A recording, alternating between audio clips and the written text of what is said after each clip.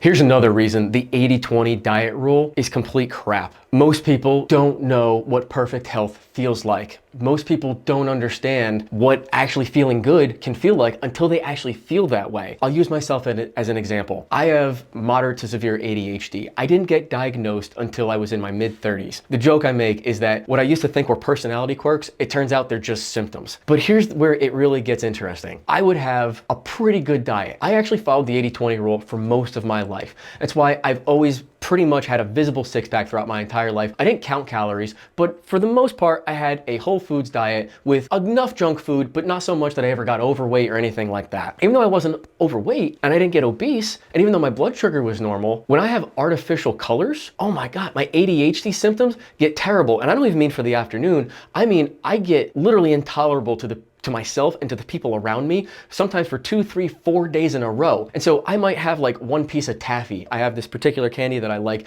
that's got some artificial flavor in it. If I have one of those things, within probably 2 hours, I start feeling spacey. Then I started getting obsessed with my phone. And it's not a placebo effect because I had to be told by my loved ones around me, hey, do you realize that when you have that candy, you just like disappear for 4 hours scrolling on your phone afterwards and you can't pay attention to anything. And I didn't realize it because I thought that that was just my personality. That's how I operated. That's how my brain works. And it turns out, no, it was just a single piece of candy would screw me up for 3 or 4 days in a row afterwards. I don't like the 80-20 rule, at least not for the majority of people, because most of them don't know what feeling good feels like anyway. Most people don't understand when they have certain symptoms, whether they're normal or not, and they don't even know how good they can feel until they don't feel like that all the time. I think telling people to get 20% of their calories from processed foods is not just a bad idea and disingenuous, but it could be really bad for their health. You really need to try getting the best diet you can possibly afford to get. You know, obviously not everybody has limitless time, limitless budget, limitless resources. And so I encourage everybody to get the best diet they can possibly manage without negatively affecting the rest of their life. You know, they have to have good relationships, time for hobbies, we gotta work. You can't just make your whole life about health. You really should put as much energy and time into it as you possibly can manage,